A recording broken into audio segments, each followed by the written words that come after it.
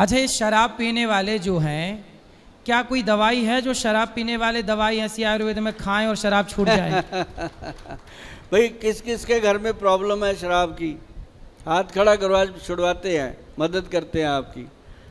ये देखो, ये पूरा ये नहीं डरती अपने घर वाले से, उठा दिया हाथ, कहती मैं करूँगी छुड़वाऊँगी। देखो मैं आपको बताऊँ इसके लिए क्या है कि जो लोग शराब पीते हैं वो उनके ब्रेन के अंदर घर कर जाती है।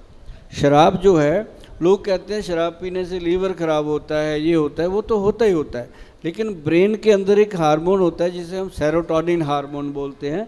वो हमारे शरीर का जैसे जहाज़ के अंदर या गाड़ी के अंदर इंजन होता है, वैसे वो इंजन का ऑयल है, इंजन का वो ईंधन है, तो उसको कहते हैं सेरोटोनिन हार्मोन। जब दारू पीते हैं हम, शराब पीते हैं, तो शराब से वो हार्मोन वीक होता है। जब वीक होता है तो आदमी रोज़ सुबह उठ के कहता है आज नहीं पीऊँगा, आज नहीं पीऊँगा। जैसे ही शाम को 4 बजते हैं लिटिल सा ले लेते हैं, कौन पूछता है, वो इतना सा फिर लेता है, फिर 1 के 2, 2 के 3, 3 के 4 पैक हो गए, फिर ना अपने आप का ना अपने बाप का, फिर खड़बड़। तो मतलब ये चलते चलते 20-20 साल, 25-25 साल जब गुजर जाते हैं तो वही आदमी फिर सुबह भी शराब, दोपहर को भी शराब, शराब पी के बकबक करना, बोलना।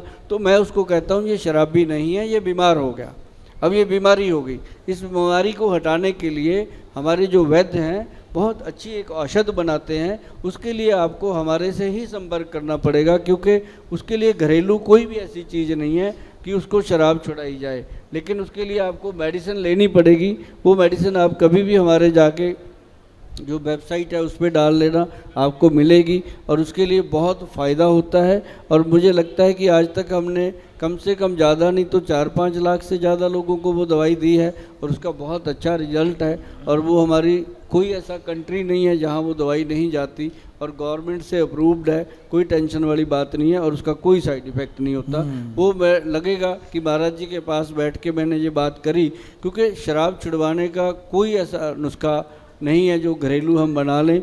हाँ, एक चीज़ ज़रूर है कि अगर हम उसको अजवाइन का पानी डेली वो आदमी लेना शुरू कर दे, अगर वो दिल से छोड़ना चाहता है तो शाम को अजवाइन उबाल के उसका पानी पी ले, और उसके बाद कोई मीठा घर में हो, गुड़ हो, गुलाब जामुन हो, कुछ भी ऐसा मीठा खा ले। तो मीठा भी एक ट्रंकलाइज़र का काम करता है। तो जो ट्रंकलाइज़र का काम होता है उसका थोड़ी देर के लिए मूड चेंज हो जाता है कि छोड़ो आज नहीं पीते, तो उतनी देर में उसको खाना खिला दो, तो मुझे लगता है वो आदमी बच सकता है। अदरवाइज़ शराब छोड़ने का जो सिस्टम है उसके लिए दवाइयाँ देनी पड़ती हैं, मेडिकल हेल्प लेनी पड़ती है।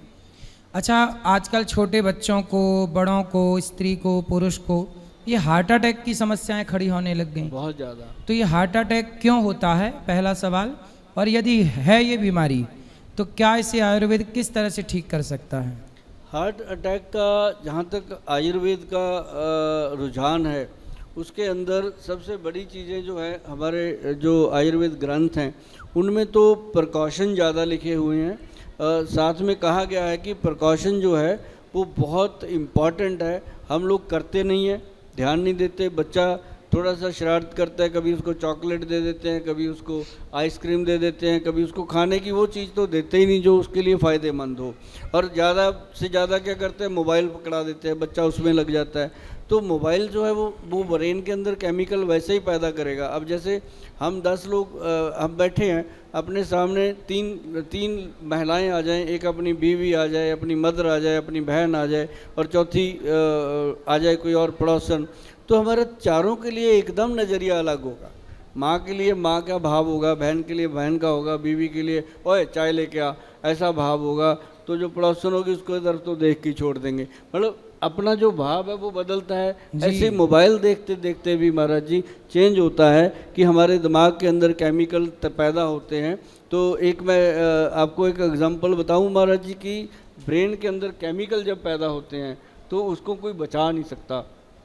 आपने भी कभी देखा होगा, लोगों ने भी देखा होगा कि एक बड़ी छोटी सी स्टोरी है, मैं सुनाता हूँ। ये हमारे सोनू जी ने सुनाई थी, शर्मा जी ने लोगों को, कि एक इंसान को फांसी की सज़ा सुना दी गई कि इतनी तारीख को इतने बजे तेरे को फांसी होनी है।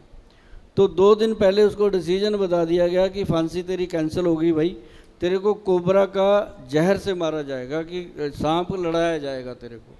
तो वो आदमी डरा हुआ बेचारा, मौत के चुंगल में, जैसे मर्जी मार दो भाई, मारना है जब आपने, तो उसके अंदर उसका डर इतना पैदा कर दिया कि फांसी से उतना डरा नहीं था जितना वो सांप के डंक से डरने लगा। तो उसको इतना डर, ये सच्ची कहानी है अपने देश की, सच्ची कहानी है। तो उसको मतलब जब टाइम आया उसको बताया गया अभी 1 घंटा रह गया, कुर्सी पे ऐसे बिठा दिया उसको बांध के, 1 घंटा रह गया, फिर घंटे के बाद बोला आधा घंटा रह गया, अब 10 सेकंड रह गए, 1 सेकंड रह गया, आधा सेकंड रह गया, अभी हो गया, ये आ गया कोबरा, उसको पिन चुबो दिया गया, सिंपल पिन। तो पिन चुबो दिया गया तो उसकी डेथ हो गई पिन चुभोने से। और जब उसका पोस्टमार्टम हुआ तो ब्रेन में से कोबरा का जहर पाया गया। तो ये अपनी सोच जो है ये बहुत बड़ा काम करती है। आपका थॉट हमेशा, हम हमेशा कहते नहीं कि खुश रहो, हर हाल में खुश रहो, हर फन मौला बन के रहो, तब जा कर के अब ये चीज़ें ठीक होने वाली हैं। और अपने आप को पूरा ध्यान रखो। महाराज जी के पास आप आते हो, मैं तो समझता हूँ आप धन्य हो, हम तो कभी कभी आते हैं। इसलिए कहते हैं जैसी दृष्टि वैसी सृष्टि। आप जैसा सोचते हैं वैसे आप हो जाते हैं। अच्छा सोचेंगे आप अच्छे हो जाएंगे, आप बुरा सोचेंगे आप बुरे हो जाएंगे। इसलिए अच्छा सोचिए। अच्छा, हम आपसे ये और जानना चाहते हैं कि शाकाहार और मांसाहार, बहुत सारे लोग मांसाहारी होते हैं, बहुत सारे लोग शाकाहारी हैं जो दाल चावल सब्जी रोटी से अपना पेट भरते हैं। तो आप बताइए कि स्वस्थ और लंबी आयु, लंबा जीवन, लंबी आयु और स्वस्थ, मांसाहारी लंबा जीता है स्वस्थ रहता है या शाकाहारी लंबा जीता है और स्वस्थ रहता है? देखो, यहाँ स्वस्थ की बात है, वो तो जो लोग बिल्कुल मांस मदिरा नहीं लेते वो स्वस्थ रहते हैं, वो मरते दम तक स्वस्थ रहते हैं।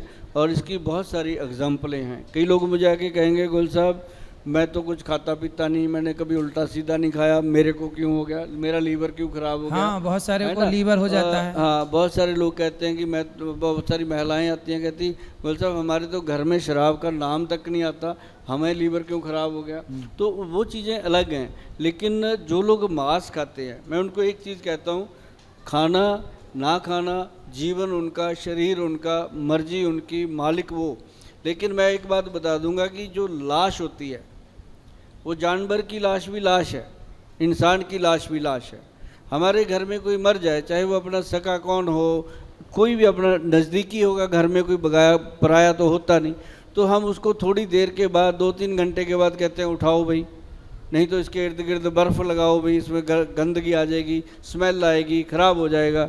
तो कहाँ हम उसको पका के जानवर को खा जाते हैं, वो अपने शरीर में जा कर के क्या करेगा, क्या होगा, खाने वाले को पता है, उसको सब कुछ पता है, लेकिन वो फिर भी खाता है, उसकी जीभ का स्वाद बन जाता है। जिसको जीभ का स्वाद लग जाता है वो नहीं छोड़ पाते, लेकिन जो छोड़ना चाहते हैं वो एकदम छोड़ देते हैं। इसको छोड़ने से शरीर में कोई क्षति नहीं होती। हाँ, ये ज़रूर है कि जो लोग मांस नहीं खाते, शाकाहारी लोग हैं, उनका सबसे बेहतर होता है। अब जैसे मान लो आप हाथी का एग्जाम्पल लो, शाकाहारी जीव है, और बहुत सारे जीव और भी हैं, और अपने इंसान भी हैं। जो संत लोग हैं 100-100 साल की उम्र लेकर के गए हैं, वो सारे शाकाहारी थे। तो बिना मांस के भी जीवन को जिया जा सकता है, बिना शराब के, बिना नशे के जीवन को जिया जा सकता है। और बहुत बढ़िया तरीके से अगर नशा लेना है तो अपने परिवार का लीजिए, अपनी माता को, बहन को, अपने बच्चों को आई लव यू बोलिए, उनसे आई लव यू कहलवाइए, घर में एक माहौल बनाइए प्यार का। जितनी मर्जी लड़ाई हुई हो, मैं तो ये कहता हूँ कि हस्बैंड वाइफ जितना मर्जी लड़ लें, रात को सोने से पहले ही सुलह कर लें, ताकि सुबह तक उनका जो मूड है वो अच्छा रहे। क्योंकि सुलह तो होनी है, 2 दिन बाद भी होनी है, तो उसी दिन क्यों ना कर लें। तो सबसे पहले तो भाइयों को करनी पड़ती है, तो कोई बुरी बात नहीं है। इससे चिंता नहीं होगी, टेंशन नहीं होगी, डिप्रेशन नहीं होगा। लड़ाई झगड़ा करोगे तो तनाव बढ़ेगा, और तनाव बढ़ेगा तो बीमारियां निश्चित हैं। जितने आप खुश रहेंगे उतने बीमारियों से बचेंगे, और जितने चिंताओं में रहेंगे उतनी बीमारियों को आप निमंत्रण देंगे।